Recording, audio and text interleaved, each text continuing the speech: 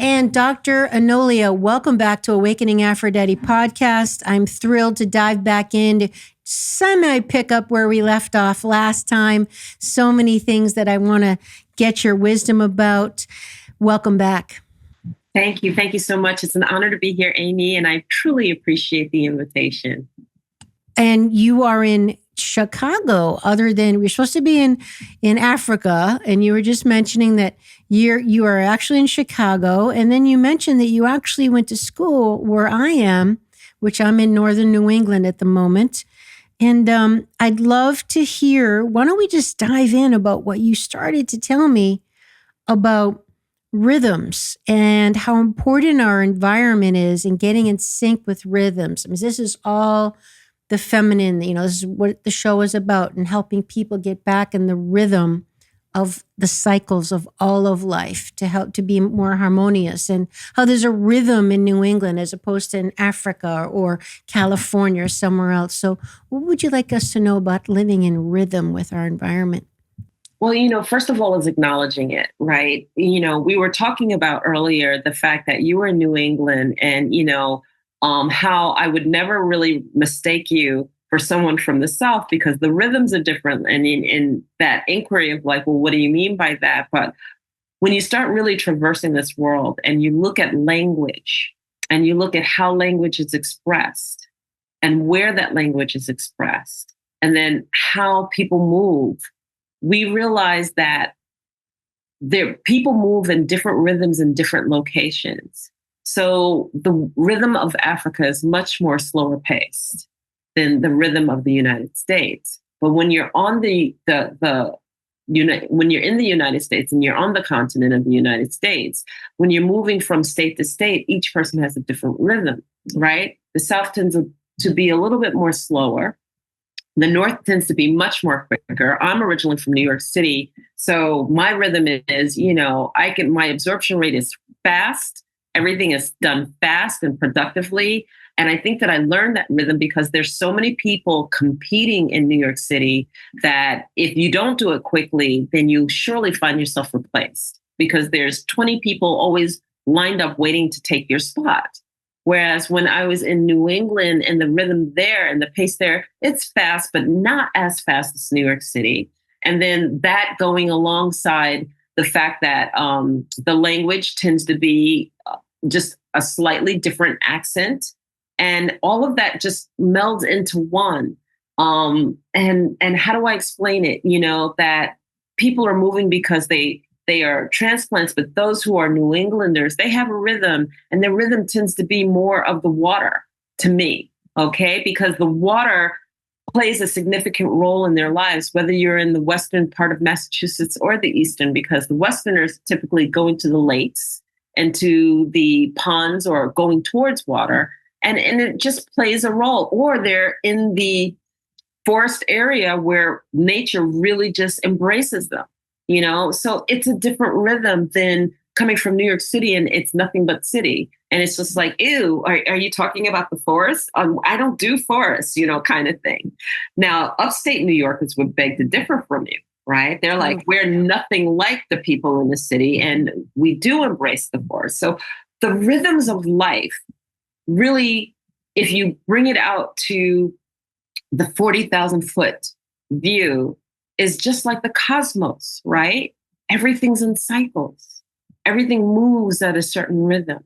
Everything portrays and expresses itself in a certain rhythm. And we're just the microcosm of that actual macrocosm of how we move and make ourselves available and how we show up in life. Well, it really lends itself to the whole nature versus nurture argument. So how would you kind of help out someone who maybe their rhythms, like let's say they're a transplant, they are a New Yorker who moves to Alabama or whatever, and their rhythm is not matched to their environment. What are your thoughts on that? Like, do you say they should try to adapt, or they should keep to what's natural to them? Or what do you think about that? Okay, so I'm going to define fear and how I like to define fear. Fear is a bubble, and you're at the center of that bubble. And in that bubble, there's a comfort zone. And as long as you're in your bubble, you're in your comfort zone. When the heart desires to grow, what does it do? It takes you out of your comfort zone to expand you. So you have a choice. You either take your bubble and you expand it out to make that which is uncomfortable, comfortable. Or you go, I'm not doing that. It's uncomfortable. And you're dismissive and you stay in it. So if you can make that which is uncomfortable, comfortable, my statement to you is you honor where you're at.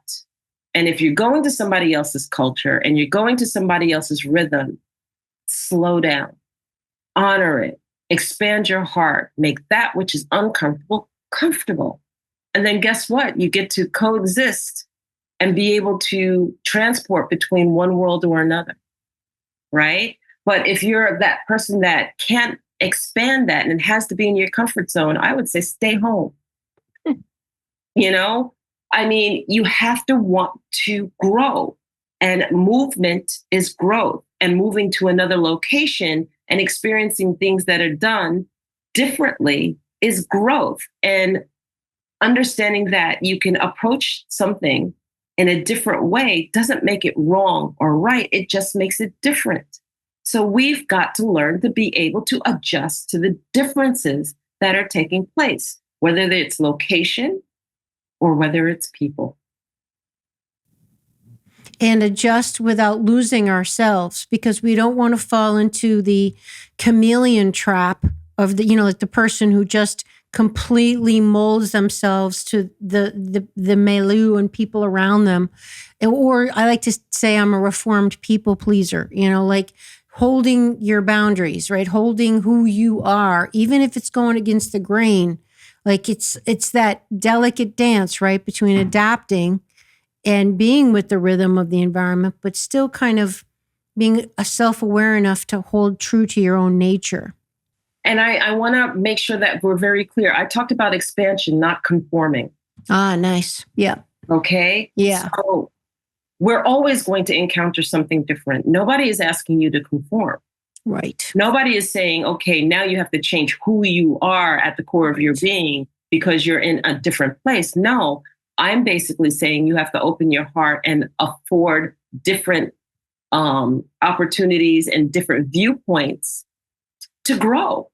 Right. And then what happens is that if you're picked up from United States and dropped off into Europe, well, that's not going to make you crazy because you're able to expand your horizons and understand things are done differently. And this is how you choose to coexist within that environment, right? Mm-hmm.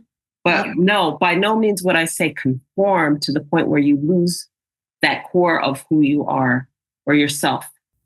Right on. I didn't think you did. I just was kind of just thinking my own self, because there's just been so many times I've been in another state or in an environment at a conference, right? Where you've got people, like hundreds of people from all over the world, and there's just a definite vibe, or, I'm just kind of the ugly duckling out of my element, you know what I mean? And it's like, but, and I guess I've just, I've learned, like, you can be cordial, you can be polite, you can be all these things and, kind of go with the flow. But kind of still maintain that boundary. I guess that's something that comes with time and, wisdom, and just having a solid sense of who you are, and I've learned so much more too, Enolia, about how to speak with tact, kind of holding your self-respect, but not being abrasive about it. Not like, whatever's good for you is fine. This is kind of my thing, and just being able to speak truth with tact, I think is very, very important, Well, the power of our words are important. Like you just shared, you don't want to lose oneself.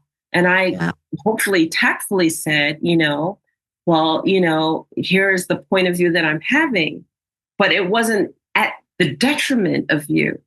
Yeah. It wasn't at the, right. I have to, cut you off. I could fully listen to what you have to say.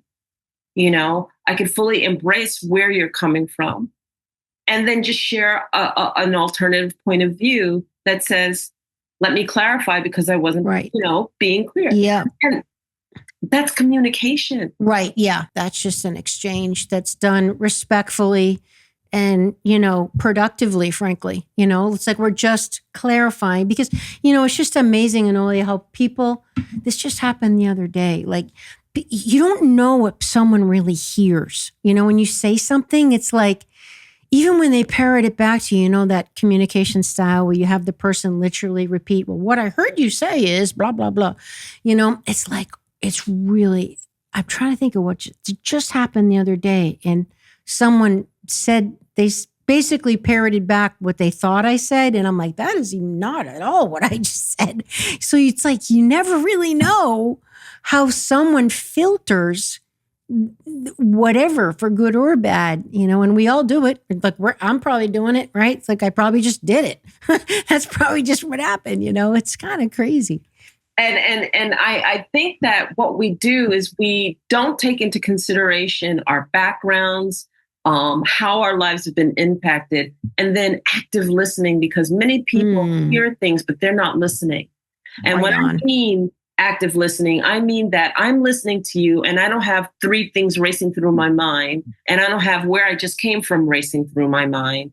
And then I don't have what just pissed me off a few minutes ago racing through my mind while I'm listening to you.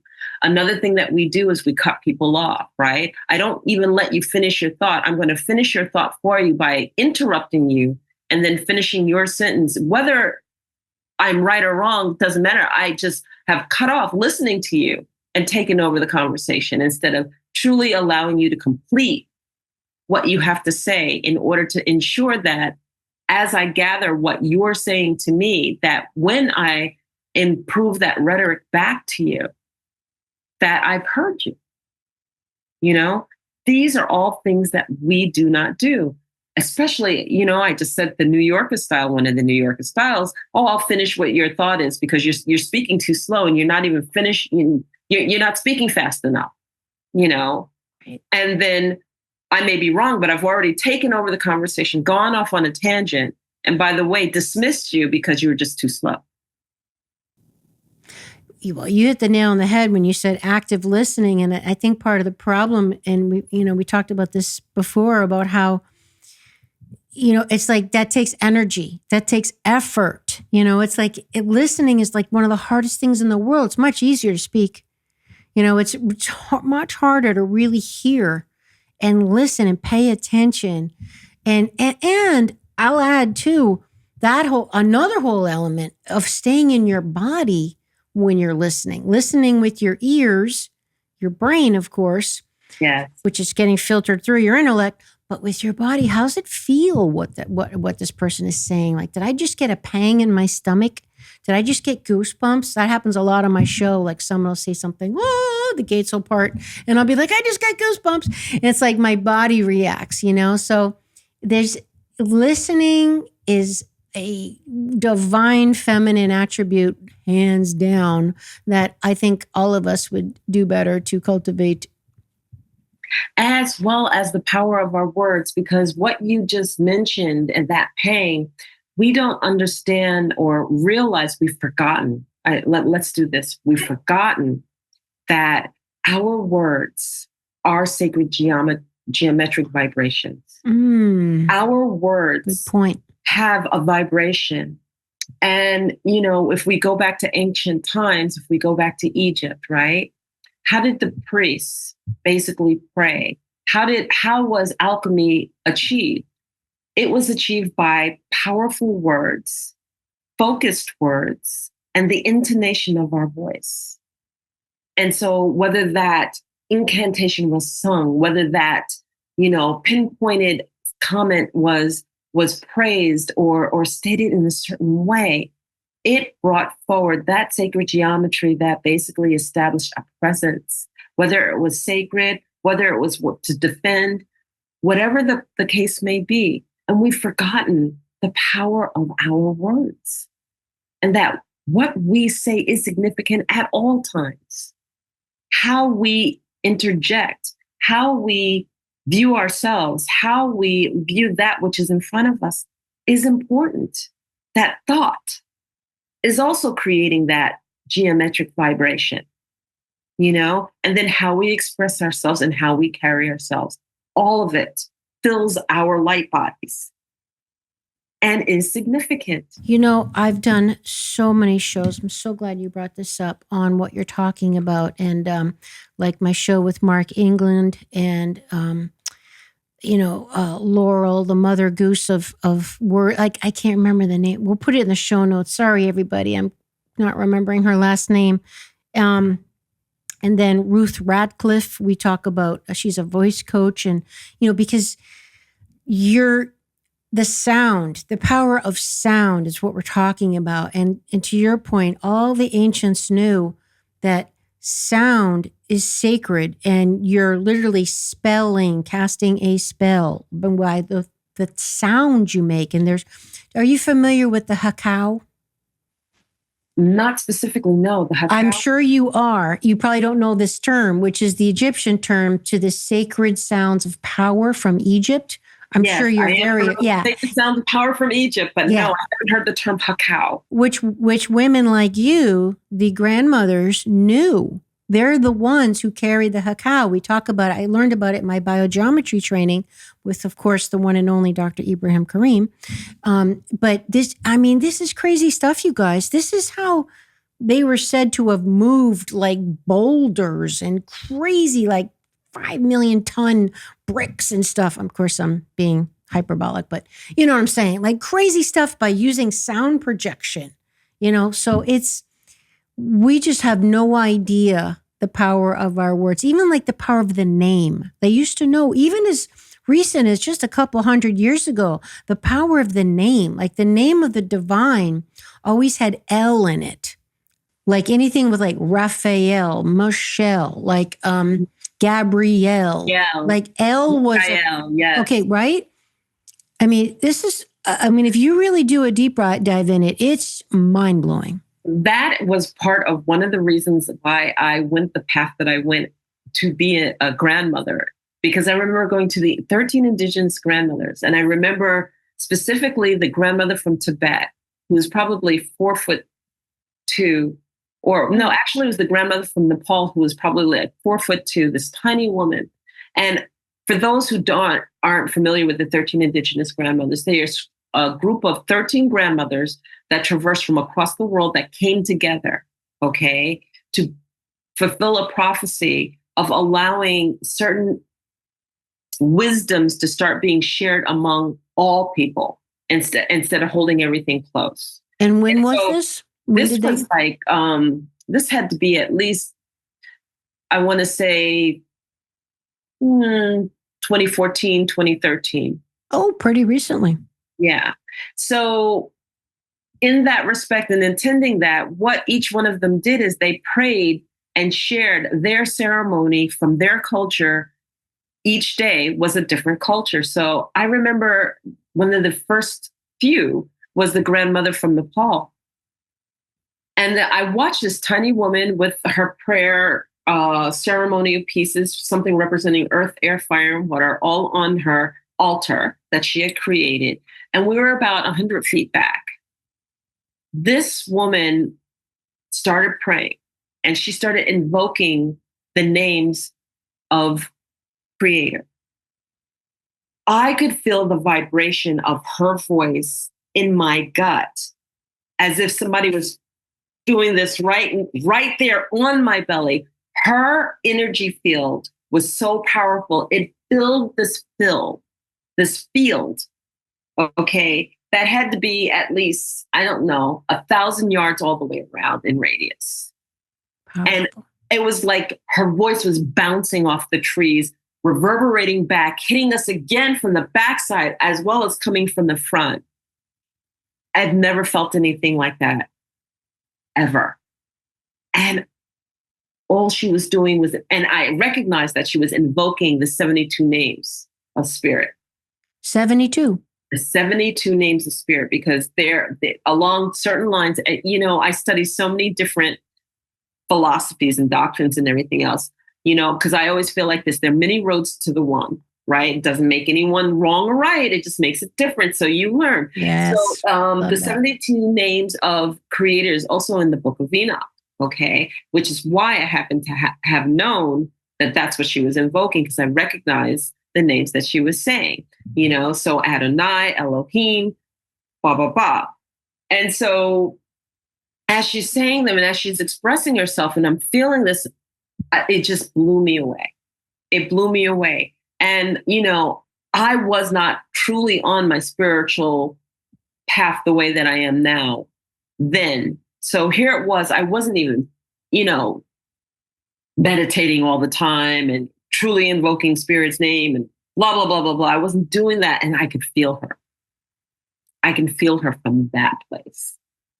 And so that truly taught me the power of words, that when they are practiced and when they are eloquently stated, and when you are just definitive on what you're saying and the sentiment behind how you're saying it for what you want to invoke, it's powerful. And we truly don't know how powerful we are as beings.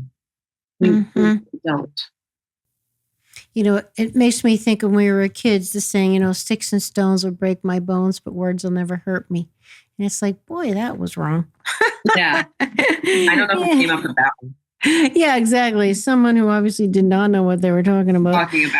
All right. So let's just dig a little deeper into the 13 indigenous grandmothers, because I don't want to ask you the hardest question in the world, which would be, how would you be able to sum up all of that you've probably learned from them for us today in our time we have together? But are there any highlights that you can, just to help share with the audience and for all of us to learn from your study? Like, what were some of the main takeaways from these amazing women that you picked up on? Well, I'll tell you right now, they changed my life. They changed my life because the Grandmother Margaret pointed out a beautiful medicine woman named Grandmother Isabel Mawasaki out in the audience. And when I spied her, I was like, that's the woman who's going to teach me. And I found, the ability to go up to her. And there were moments I found myself with Grandmother Margaret and Grandmother Isabel and myself, together and learning. What I learned from these women is exactly that. We all sit in circle, and that there's no one above us. There's no one below us, in front of us or behind us, that everything each one of us has to say is of value. And the reason it's of value is because we're each powerful beings. We just have to know how to tap in to truly master self. Okay. And it's not about being on stage where you're above everyone else and only you are talking to the masses, because then you're cutting out that opportunity to learn from that which you're speaking to, right? So hierarchy doesn't exist. And what these women showed me is not only is there another way to live, all right, but that the ancients had it before us. And if we took the time to slow down, to learn, to study and to share and to listen, even when we think we already know it, there is always room for learning. There's wisdom that can be expressed, and there's wisdom that can be embodied. We are energy beings. And what do we do as energy beings? We emanate. Well, what is it that you want to emanate? Which is why when you select what it is that you want to read and to learn and to embody and to share, you're doing a mythic map of that wisdom. And you're doing it on the backs of those who came before you by reading. And then as you create that mythic map and then you tap into that wisdom, what you're basically doing is saying, this is the map and the guidance of which I like to follow in order to glean the wisdom that I'm looking for. And then as you do that, you become rich and have depth by which that you want to study, that you want to be, that you want to emanate, to formulate, and to formulate to come into creation, and to creation come into action. So I'll kind of leave it there. Yeah, no, it's great. I'd love for you to share with us, if you feel like you can be this vulnerable, what has been one of the hardest things for you to learn?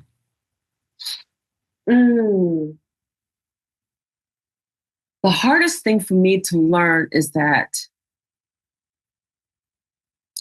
I am powerful beyond my wildest dreams, but the humanness that I have to traverse every day is what's constantly keeping me insecure. Why is it that we as humans have to hear over and over and over again the same things in order to grasp it and truly embody it? Right? So we talk about the things that we have to overcome. If I'm insecure, if I'm a people pleaser, if I'm this and I'm that and I'm the other, okay, yes, those are some of the things that I've learned, and those are some of the things that I have, right? And then I consistently look inside self, and then I can see how to raise above that.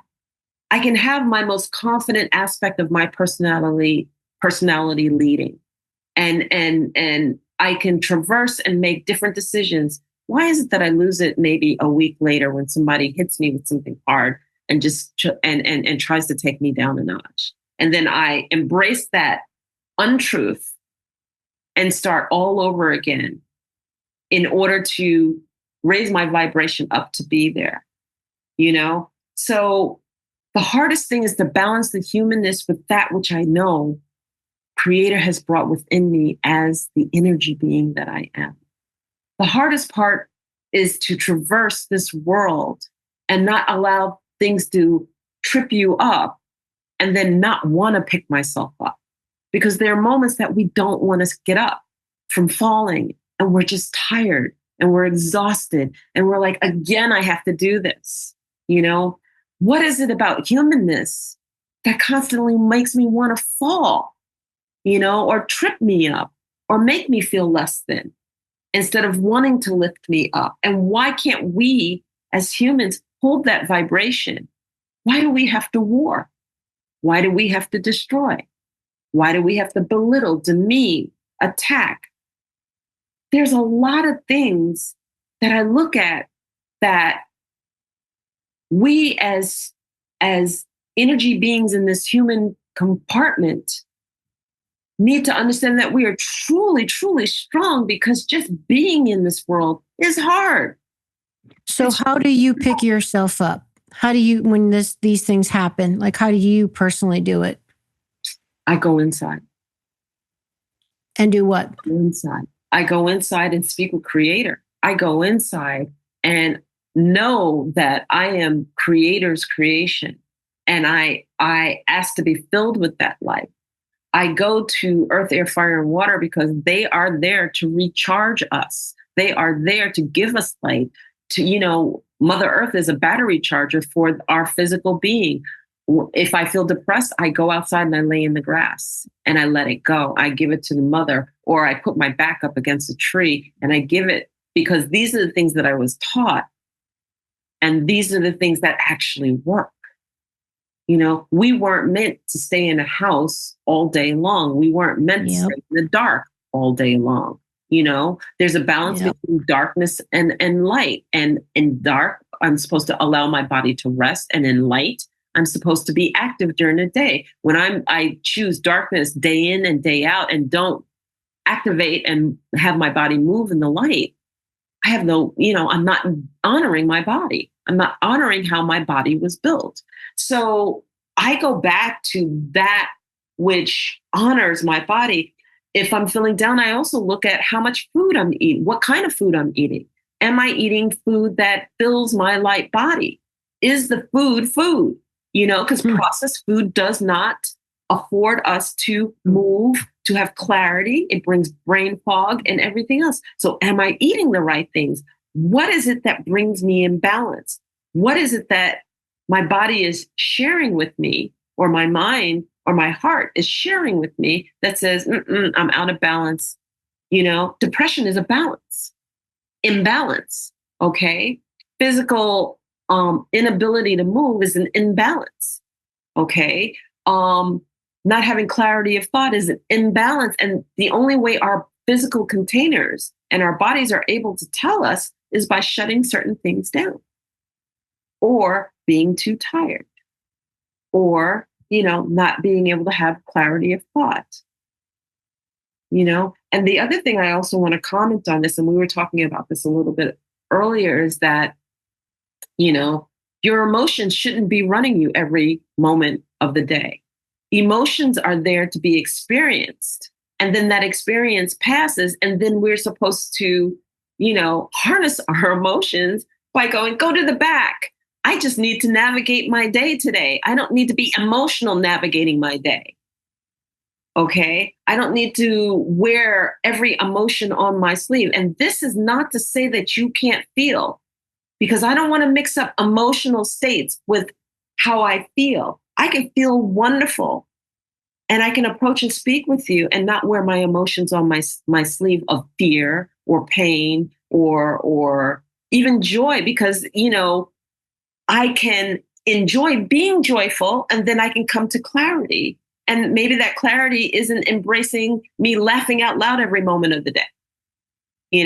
That clarity is just saying, I'm present, I'm in a great state, and I can honor that and I can laugh with you, but I'm not wearing that laughter as a mask, as a front of hiding behind it. And we like to hide behind our emotional state. So I look at that and how I'm able to navigate this world and what I choose to attach my emotions to. Am I attaching it to a judgment? Am I attaching it to a fact or a clarity of thought? Why do I have to attach it to anything? Why can't I just hear? Why can't I just be present? So these are some of the things that I believe are truly important to know about self to be able to navigate day to day. Yeah, that's great. It makes me think about the beginning of the conversation when we logged on and you asked the simple question that we hear a million times a day. How are you? And then I proceeded to give you the true, honest answer of how I was, which is some of the challenges I've been going through with my family situation here. And I would love for you to share with us. You had such nice thoughts on that. And I know a lot of the audience will empathize with me because we care about people. We want to help people. We don't like seeing people upset or not okay. And particularly if you're an empath, you really feel someone else's feelings. And it's very challenging when you're communicating or you're around someone who's going through a hardship or is in pain or a crisis or a challenge or whatever, and not taking it on. How can we hold the space for someone and be empathetic and supportive, but not have it take us down? This is a very difficult thing that I literally has been right on the forefront of my life personally that I've been dealing with, because I've been dealing with some health challenges with some of my family members, which is very, very heartbreaking. And it occurred to me at one point, Enolia, that I was like, I have to let this go. Like, this is taking me down, like it's very painful. I hate what's happening to this creature, but I have to let it go. I've done everything I can. And at this point, I just got clear with spirit and I just said, I've prayed and moved my feet, and now the rest is up to you. If it's your will that this life is over, of course, I'm on board with it. And I just, for my own preservation, I can't get sick because I have to take care of everybody else that's still alive, and I literally had this moment. This is after a week of crying, about it. And I just had to let it go. But I kind of had an experience of, obviously I was still very emotionally attached, but it was different. I wasn't embodying the same destructive, painful, probably would give me cancer 10 years down the line type of energy. So I would love for you to share with us your experience on how can we hold space? How can we have the capacity to support someone who's going through something without taking it on ourselves, which then is going to be defeatist because we can't help anybody else when we're sick. You're absolutely right. And so I'll go back to what initially happened, which is like when we got together right before this podcast. And I said to you, so Amy, so how are you doing? Yeah, right. You know, and then you went and you truly expressed how you were doing. And told you the truth. told me the truth. And then you apologized for it. And I said, don't do that. And you're like, well, what do you mean don't do that? And I'm like, don't apologize. I asked. I genuinely asked how you were doing, and I genuinely wanted you to tell me how you were doing. And I honor the fact that this is where you're at, this is what you're feeling, and you shared that with me. And you were like taken aback that I would respond that way, because one of the things that we tend to do is we greet each other and we say, hi, how you doing?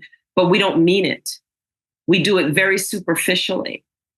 And then in the respect that we started talking about that, the fact that people typically do it superficially. So you were taken aback because I really did mean how you were doing. And I shared that, well, if I didn't want to really know how you were doing, then all I had to do was just kind of say it in a way that wouldn't deem a response back, and I would just say, oh, so things are going well for you. I see you look great. And I would have just said it kind of dismissively, not asking you to give me a response back. But what we ended up talking about very, very fundamentally was the fact that when you are engaging with someone and asking, and you said, well, I don't feel like I don't want to dump all of this on you. I was like, you're not dumping on me. I'm just holding space for you. Well, how are you holding space? I don't need to attach my emotional state to your situation in order to hold space. All I need to do is actively listen. You didn't ask me, what's my opinion? You didn't ask me, feel sorry for you. You didn't ask me to rescue you. You just simply wanted to share what was on your heart, and it was heavy. And all I had to do was honor and listen to it. And one of the fundamental mistakes that we make when we're actively listening is then we feel that we have to rescue people. And how do we rescue them? We make their problems our problems. We attach emotions to it. I could honor you and honor that you're in a place where, your heart was hurting, but I don't have to attach my emotions to it and then make your heart hurting, my heart hurting, and we have to hurt together in order to have compassion for you. That I could hold the space. You're at where you're at. You needed to say what you needed to say. And in that act of just doing that, I am honoring you. I don't need to commiserate and bring it to the level where I'm taking it all on. And then you and I are going to go through this pain together and we're going to do. No, you didn't ask me to do that. All you basically did is honor the fact that I asked you how you were doing. And I don't think any apologies were needed for that. So what is it that we can do? We can learn how to listen without the attachment. We can learn how to listen to a perspective without attaching emotions to it, to the point where it then brings it to an imbalanced place, because it is balanced if I'm honoring you and just listening.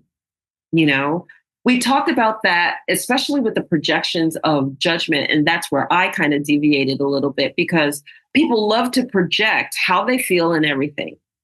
And when we make those projections or those thoughts our truths, when in fact they have nothing to do with us, then what we're doing is we're in essence giving our power away.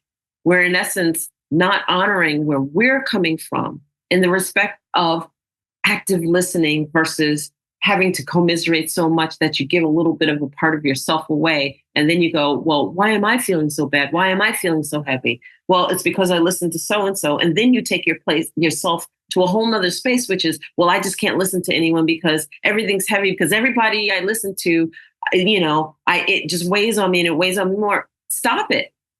Nobody's asked you to attach your emotions to all of these different things. They asked you just to listen. And when you are finished listening, you should be able to let it go. It is not your stuff, As we are understanding that we have to learn how to master self. When we learn how to master ourselves, then we can honor those who are all around us. And this is a part of the self-mastery. How do I show up to listen? What is it that I'm doing as I'm listening in order to honor that person? Am I trying to be in the triangle of disempowerment, perpetrating, rescuing, I'm going to save her because she's feeling bad, or perpetrating victimhood, which is, oh, she's a victim, I have to commiserate with her because, X, Y, and Z. So no, we need to not engage in that triangle. We need to step back and we need to just hold space. And hold space is being present.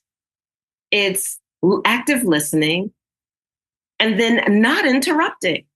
And if you ask me to weigh in on it, asking, are you sure you want me to? Because I can just listen. I don't have to weigh in on anything. That's a very Maybe that's not necessary for me to weigh in on it. Maybe you just wanted to share and you didn't want opinion, because many of us automatically offer opinion in order to give the support or to commiserate or to, make the person feel that they've been heard. You don't have to do those things, And here's the other thing.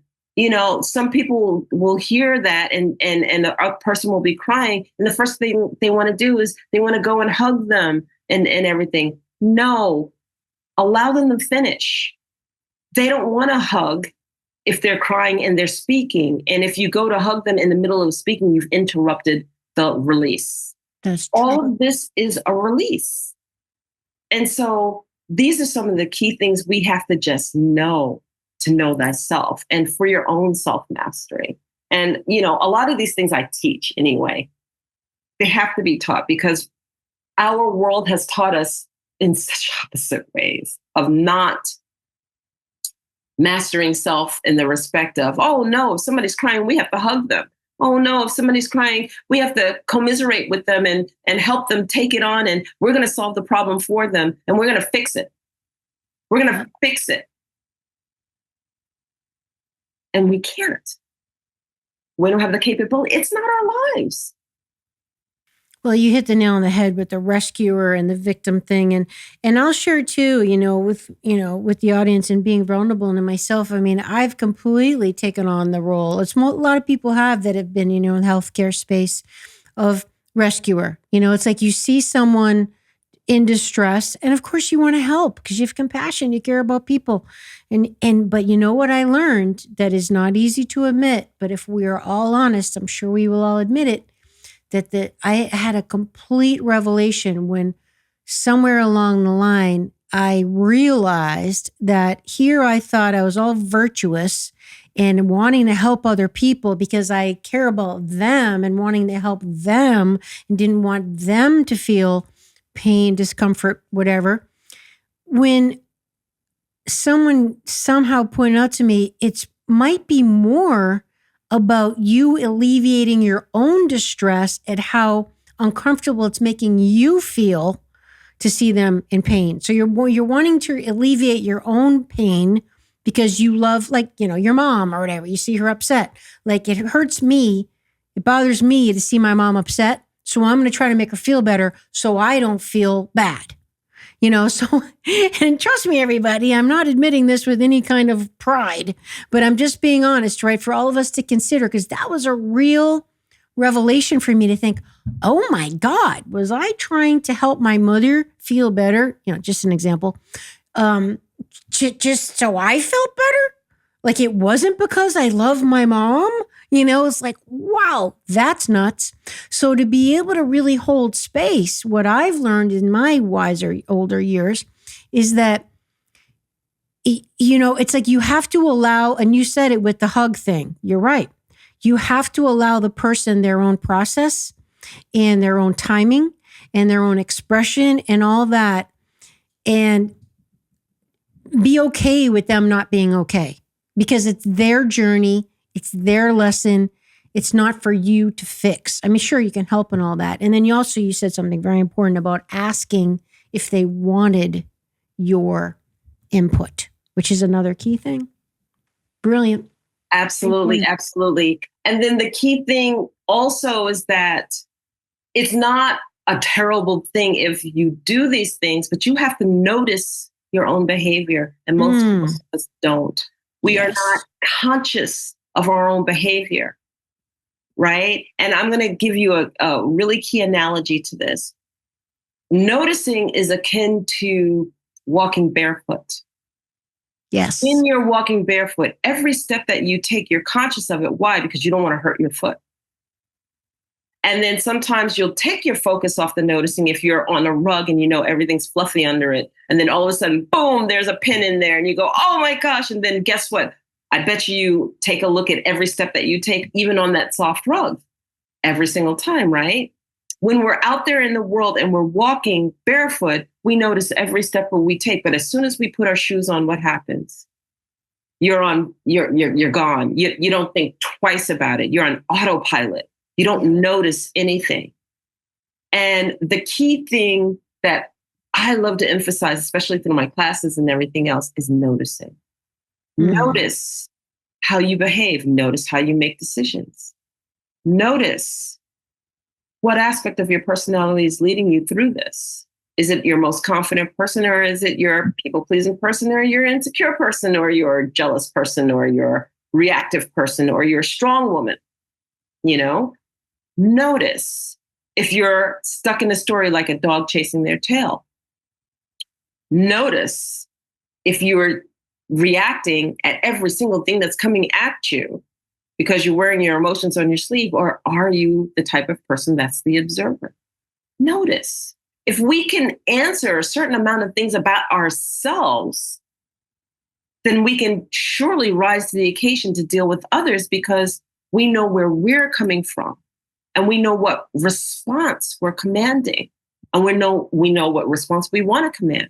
But if you aren't self-aware, you're that person walking around with their shoes on, and there's a certain amount of cushioning that you just place, and you're just clueless. You're clueless because you're on autopilot and you have the rubber under your shoes, and you don't have to watch every step that you take. So you're not watching every word that you speak. You're not watching every you're not watching every action that you take, because you don't have to worry about the impact, because you have the cushioning under your feet. You know, you're talking about being the detached observer, which is just such an important point. And it's hard though, Enolia, when your emotions, I mean, it's really lovely for us to sit here and chat about it, but in the heat of the moment, when those emotions are running and coursing through your body, it's like you're disconnected from that, your Zen master inside yourself going, oh, let's step back and observe what's happening to Amy right now. She's feeling very anxious and uncomfortable. It's like that narrative is not happening. I'm in it. I'm feeling it. I'm reacting, especially when it's painful or scary, right? So I don't know. How do we really do that in boots on the ground? We expect to learn something like this and change overnight. And that's why my master class is like, it's like 12 weeks, 15 weeks, because you have to put into practice every week and call yourself and sensitize yourself every week until that becomes your norm. Takes time, right? Yeah. And it takes time. And we are one of those people where we are in a world where we love things instantaneously. Fix me. I want it done like that. Give me the tools and I want it to work now. I want to lose weight like now. I want to, get there now. I don't want to wait for my food. I want it now. It's just like all these things we want instantaneously. And this is what I term doing the work. Doing the work is that right on. You have to practice it. You have to embody it consistently. You have to emanate consistently. And you have to catch yourself. You have to notice every single time. And so that's why, like with me, when I hold these classes, or if we work in one-on-one, we do it for the 12 weeks, for the length of time. So that is enough time for you to take those 40 years that you've been on this earth, or 30 years, or 50 years, or 60 years, and practice it enough to know how to embody it, to know that, okay, what is it that I'm not practicing that I should be practicing? Knowing how to take things apart and put it back together, understanding that where was I in the focal point of this situation? how did I behave?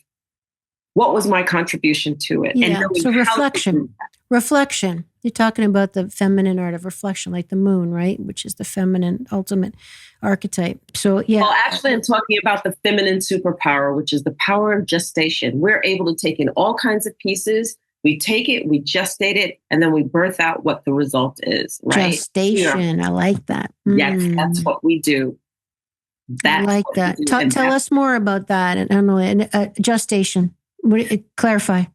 So I feel that gestation is our superpower. Men can only mimic what they perceive it to be, but we come with the capability of gestating. Whether you've had children or not doesn't matter. The capability is there. And with that capability, whether you choose to act on it or not, it is within our natural instinct to take information in, hold on to it, package it together, and give birth to something that's whole and complete. We're capable of it. We know how to do it. We know how to exercise it. We're built for it. Okay, so define for us. Let's get a little more granular. Gestation. The Amazonian women do a rite of the womb. The womb is not a place for fear or pain. The womb is a place to create and give birth to new life. Well, you expand that to new life, new paradigms, new ways of thinking, new ways of being. The womb is not a place for fear or pain. So once we embrace the fact that it's not for fear or pain, and we start really emanating and formulating that which is beautiful and big and bold and what we want to do, then we truly can give birth to something that's phenomenal.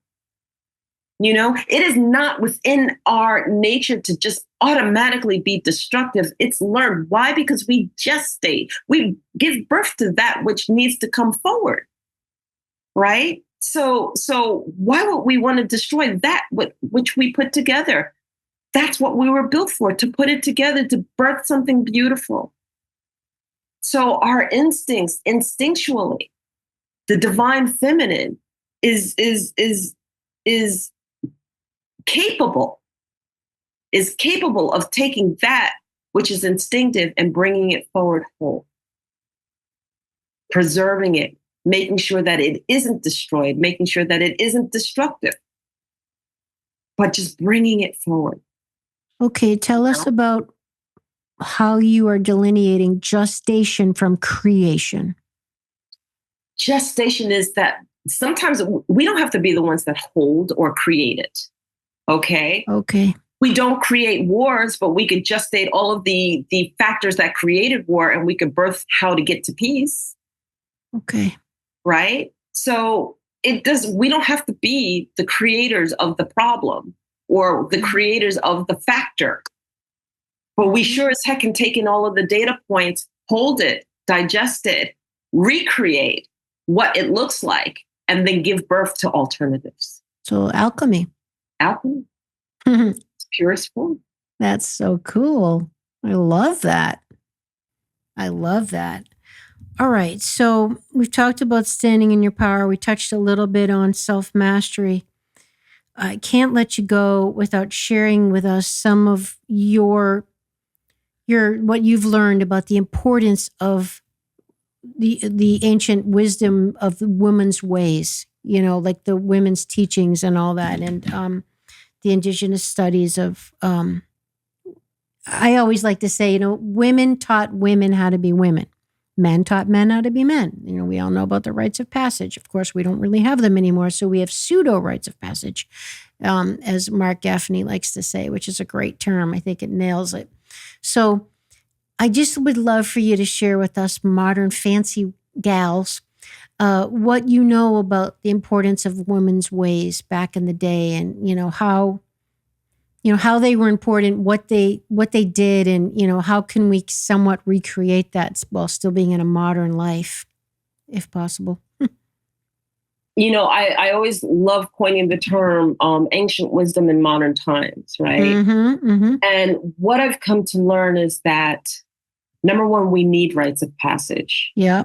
There's nothing pseudo to me about them. We need rites of passage, and we need to recreate them. And that's why we love going to retreats. And that's why we love going to certain people that we learn from, where a rite of passage is created, and that at the end of the retreat, we did this and this and this, and it made me feel so wonderful. That was a rite of passage created for you. These mark and symbolize the maturity and the growth that we've had in life, and the attaining and embodying of certain knowledge. You know, if you go back down to the ancient times of Pythagoras, right, how we respected knowledge was so different, and how we respected the depth of knowledge. You had to earn that right. So Pythagoras was one representation of harnessing mathematics, and you had to go through a rite of passage in order to go to the next level of mathematics. You had to go through another rite of passage to go deeper and to go deeper. And not everybody made it. And not everybody was up to making it, you know? Then you can take the same thing in Masons. And I don't mean Masons, the Masonic temple. What I mean is Masons, masonry, you know, brick building, you know. We look at cathedrals and we go, well, how do we know? And how do you know how to build the cathedral? Well, that knowledge, that wisdom was harnessed. There are certain best kept secrets that were harnessed. So as an initiate, as an apprentice of a Mason, you had to see if you even had the aptitude to hold it. And once you gleaned that aptitude and you were taken as an apprentice, that was a rite of passage to be taken as an apprentice. And then the realms of how we stepped up of being an apprentice, okay? And then being able to build that cathedral and understanding that 76.345 is the angle by which is used for steeples to harness and come closer to God. And that was learned and gleaned all the way back to the beginning of time. When we sit back and we look at the fact that mystery schools, that our liberal arts schools are really predicated on mystery schools. And what did mystery schools do? They allowed that person to come in, and then you had to be an initiate and you had to pass that first rite of passage, right? And so we can go back to the very first divine feminine that went to mystery school that we're aware of, like Mary Magdalene, right? She wasn't Mary Magdalene. She was Mary the Magdalene. And what was the Magdalene? The Magdalene was the awarded name given to her for getting through the rites of passage through mystery school and coming to the highest initiation, which was the Magdalene for mystery school. And Jesus was her initiate.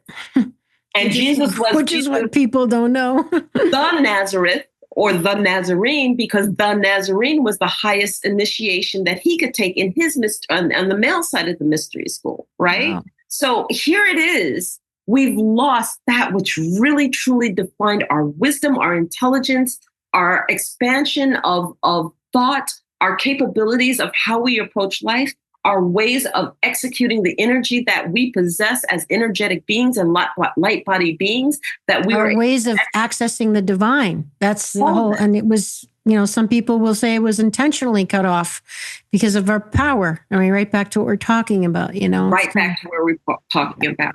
So to me, that capability of harnessing wisdom, that capability of practicing in a safe way, that capability of initiating, and that capability, you know, this goes all the way back to the trivium quadrivium, how we learned. Trivium being the grammar, the logic, and the rhetoric, and that we were capable of harnessing that grammar, harnessing that new vocabulary of what we wanted to learn, and truly embracing the logic by which we're going to learn so that we could turn around and speak in the ways that we need to share.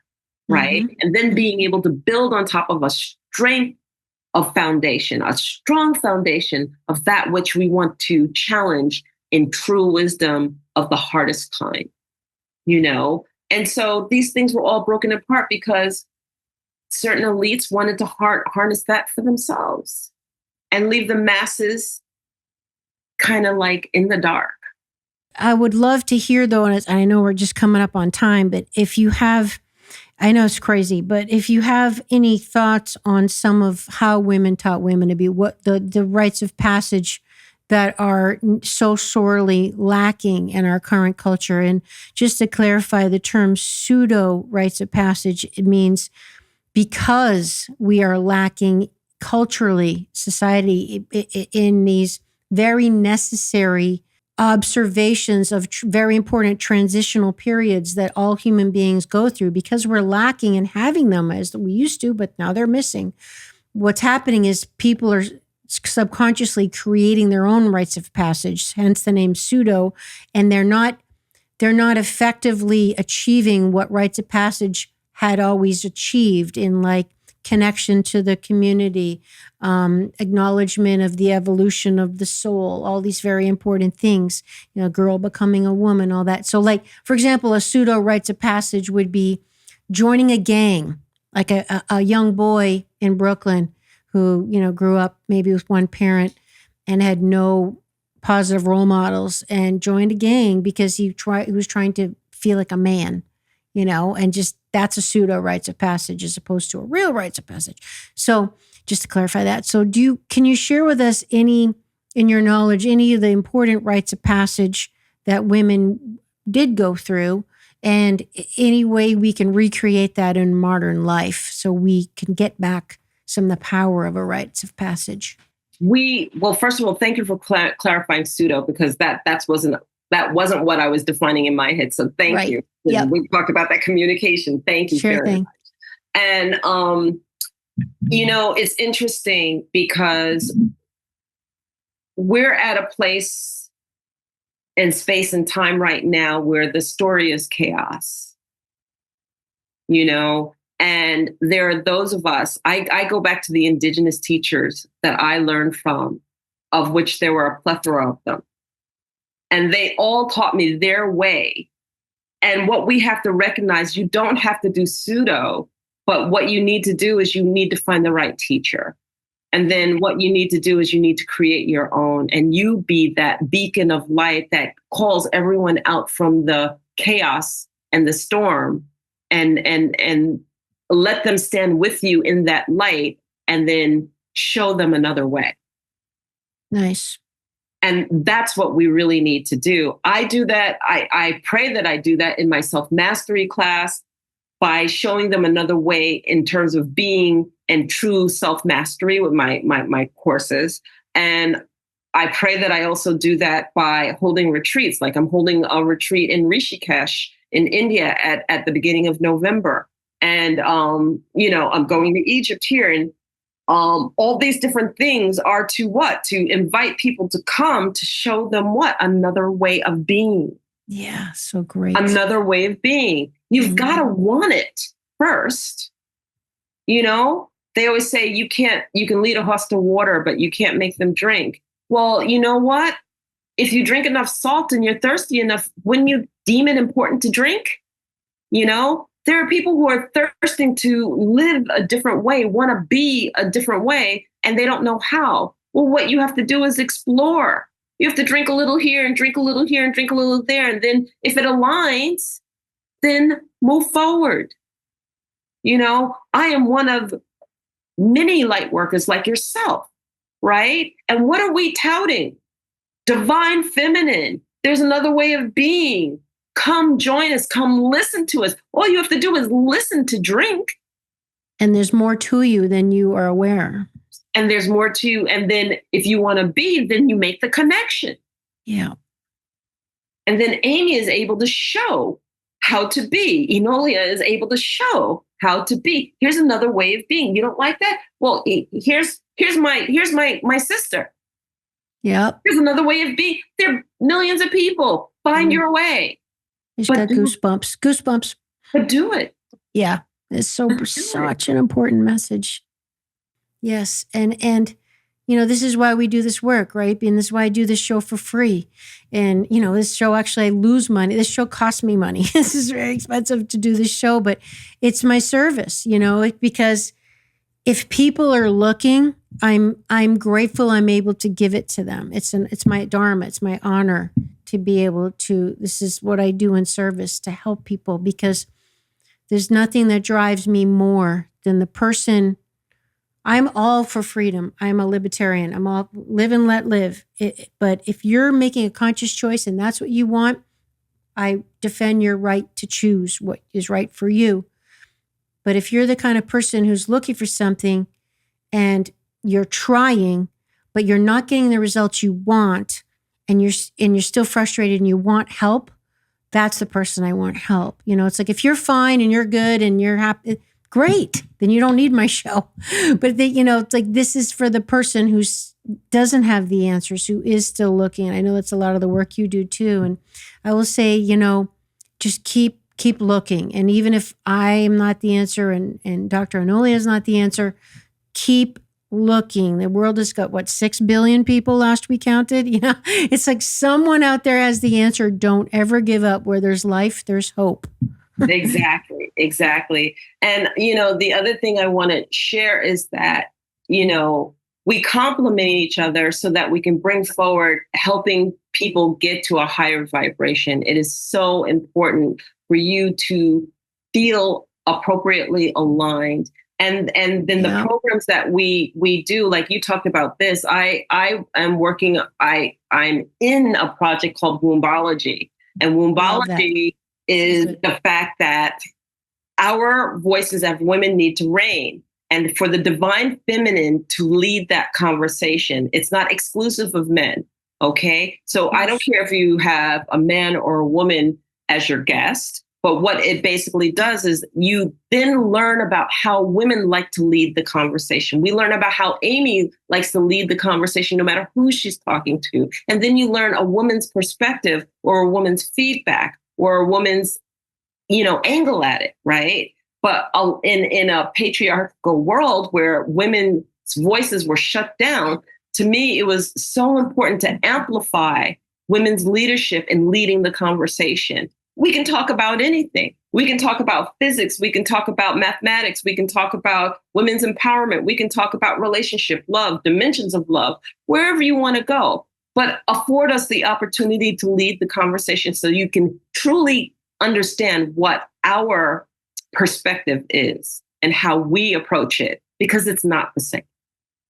It's just so important, for all of us to, expression, right? Yeah. The soul's imprint, the ability to sing your own song, the ability to express yourself, however that may be, your truth, your unique soul print is so important. And I love how we're ending the show today talking about how,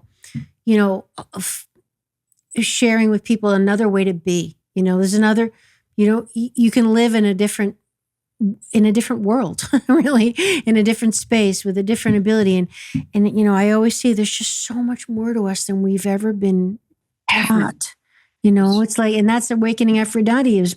It was for me, the journey, bringing back the other half of myself that I lived the first half of my life disconnected from. And it's like driving in first gear when you've got 4. It's like you don't tapping into all of your potential. So it's just, good Lord, I'm so grateful I lived long enough to at least start tapping into it. Would have been such a tragedy to not, Exactly. So, as we embark on navigating the future and as we embark on sharing that wisdom that we have, I just want to share with the audience that, come along for the ride. There are those of us, we want the best. It's not there to belittle, demean, or make you feel smaller. It's there to explore and discover and honor and learn how to master self. All of these pieces help us to live a full life, a life that wants to be embraced and wants to be emanated everywhere. And you'll find that so much more will be drawn to you and attracted to you in doing so. And that's what we're here for. We didn't come here to play small. We did not come here to be small, play small, hide in the corner. We came here to be grand and large in our spirit, in our words, and all that we are. And, if you find yourself playing small and you're not quite sure how to be grand, seek someone out, seek me out, seek us out, and learn what it means to be grand and learn what it means. And grand doesn't mean like I have to be powerful and big and controlling. No. That is not what I'm saying. Grand to me is just simply standing in my truth and my integrity, no matter what's taking place. That to me is grand. I love it. One of my favorite expressions is that which is destined for you is stalking you. You know, it's just such, I love that. Let's be grand with an E on the end of it, right? Let's be grand. That's fabulous. Okay, so you've mentioned so many things, opportunities for us to learn from you. You've got the trip to India, you got Egypt, you got the 12 Mastery. Okay, you've got your podcast. So please, and this is in the show notes, everybody. So, and like I mentioned in the intro, don't forget to check out her first appearance, Dr. Enolia's first appearance on Awakening Aphrodite. I don't have the episode number on me yet, but that was a tremendous show as well, because we talked about your journey from dancing in New York City to Africa on your 100-mile walk, which is nuts. I mean, you know, journey back to the sacred feminine. That was such a fabulous episode. Okay, but please tell us, what do you got going on and where can we find you? So you can find me in my website. The website is Enolia, ENOLIA.live. And that has everything. That's like the focal point of everything that I'm doing. That has my master classes, which is Empower, Achieve, Succeed through Self-Mastery. I have a beginner's program called Know Thyself. Okay. Good place to start. And I have 4 books. One is called Enolia, Finding My Sovereign Voice with My Grandmother Elder. And then its comparable journal, which is Discover Your Sovereign Voice. And the first book is the book of me meeting my grandmother elder. So you heard me kind of mention that in podcast 1 and this one also. So if you want to find out that story of what my journey was that bridged me to where I am now, that's the book to read. And then what I do is in the journal, I actually go through chapter by chapter and teach you the lessons learned that I figured out for myself and share those with you, and then ask you questions about your life so that you can start identifying and learn from my mistakes. And then I give you an affirmation also to help you on that road to just doing the affirmation to help you rise above some of those things you might be feeling for yourself. And then my other book, which is The 7 Principles of Self-Mastery, actually goes hand in hand with my master class, Empower, Achieve, Succeed through Self-Mastery. I call it the EAS method, Empower, Achieve, Succeed methodology, by which it is been brought to you by the indigenous teachers that I learned from. Okay. So it is nothing that you will ever have to reach outside of yourself. Everything is within you. So we go through a huge exploratory journey of within. And you asked about how hard it was to be that observer, you know, every day. And so we actually go within and we teach you how to be that observer. We teach you all of the things that you need to know, all based on what you already possess. You will not have to look anywhere outside of yourself for that masterclass. And then I found that so many people love that class that what I ended up doing is teaching a certification. So I actually have a coaching certification based on the EAS methodology so that you can in turn amplify what you've been taught and turn around and teach that back. So that, and then I talked about wombology. Wombology is just basically the fact that I gather hosts from around the world and I amplify their voices on the radio. So we have 19 beautiful women who have their podcasts on the Wombology radio. And it's actually Fave Unite Radio with the Wombology platform on it. So maybe I can convince somebody like Amy Fournier to want to be on it. But it's a beautiful, beautiful way of being able to get our messages out and what's important that we deem important to the masses. So Wombology is on the radio. And so I'm a little confused. Excuse me. Is Wombology your podcast? Wombology is the name of it? Not my podcast. It's a platform for podcasters and talk shows and monologues to be amplified on the radio under the name. And it's on Spotify? No, it's on Spotify also, but it's on the radio. It's on Fave Unite Radio. So if you go to wombology.world, you will explore the world of talk shows and various different programs brought on by women that have contacted me around the world, and I'm still seeking more, to amplify their voices. We have about 50% of the station filled, and we want to get the full thing filled. That's so cool. Okay, yeah, because I know you sent it to me, and of course I've listened, and I thought I was under the impression it was just a podcast that was on Spotify, because I know some others that are not on like iTunes platform, but okay, it's actually in a radio station. It's a radio station, and then what we do is we archive the old shows on Spotify so that you can listen to older shows. There you go. That explains it. I have my YouTube station, and the name of my podcast is called The Infinite Way. The Infinite Way, all right. Where spirituality meets humanity. So the beauty of that is that that's where I seek, and I join the other women on Wombology with my podcast and there. So there's The Infinite Way, there's Be Empowered, there is Eat Better, Live Better, Be Better. There are many podcasts on there. So, and then the last thing that I'll mention is that I do retreats. So I'm doing a retreat in Rishikesh November 1st, and I'm leading a tour to Egypt on September 30th to October 10th. And the tour is not a touristy tour. It is a spiritual tour. So we talked about rites of passage and everything. We will be doing ceremony on that tour. So if you're going to just take pictures, no, this isn't the right tour for you. But if you are a spiritual being and you want to just be able to go with like-minded people and to be able to unpack some of the things so that you can just be stronger within your spirituality, if you're willing to go through ceremony, then this is the right tour for you.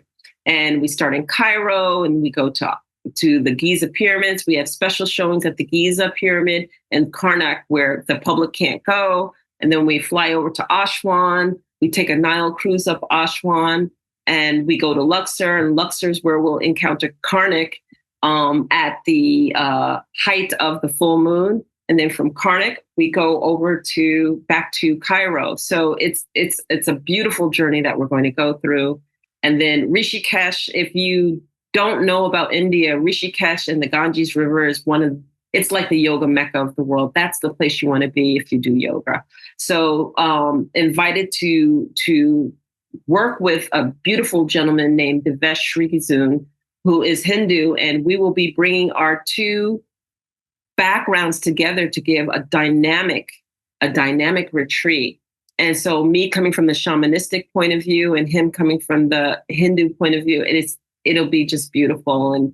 And so I'm really excited to do that. And so then I do workshops and everything all over the world. Like you met me at Paul Check's, where we just finished doing a Make Your Native Drum in ceremony, where he asked me to come down and take the participants through ceremony in making a drum. So I'm going to add that I would love for you to add on your calendar at some point, if you could squeeze me in doing that at my place.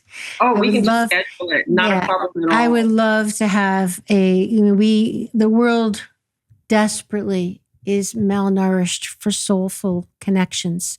And women, we need to come together, ladies, and we need each other back to the way it used to be in a modern world. And I manifested the place for it. It took me 4 years to find it, and I have it.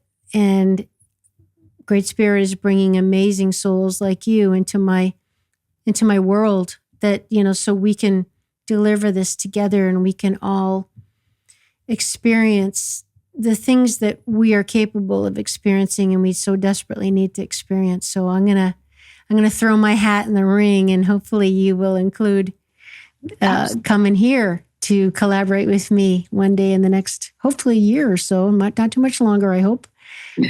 Realistically, you get a full schedule, but we'll work it out. Yeah, we'll absolutely talk about it. And I just want to say thank you to you, because bringing forward the divine feminine is so important, especially right now. Yeah. I can't even begin to say, because we need to be heard. We need to be seen. We need to be. Yeah, we definitely need to be. All of us, men, women, whatever. Yeah, no, well, we're all doing our part, and everybody that's still here with us, or we're all rowing the boat together, friends. So, all right, everybody. So that is how you find Dr. Enolia. Don't forget, check out her first episode and all her amazing resources, and get on both of our mailing lists so you can attend one of our in-person events when they come to fruition. Thank you, Enolia. Thank you. Thank you so much for having me. It's been an honor. You got it. Until next time. All right, everybody, go awakening Aphrodite in yourself. Go awaken her. We'll see you next time, everybody. Bye-bye.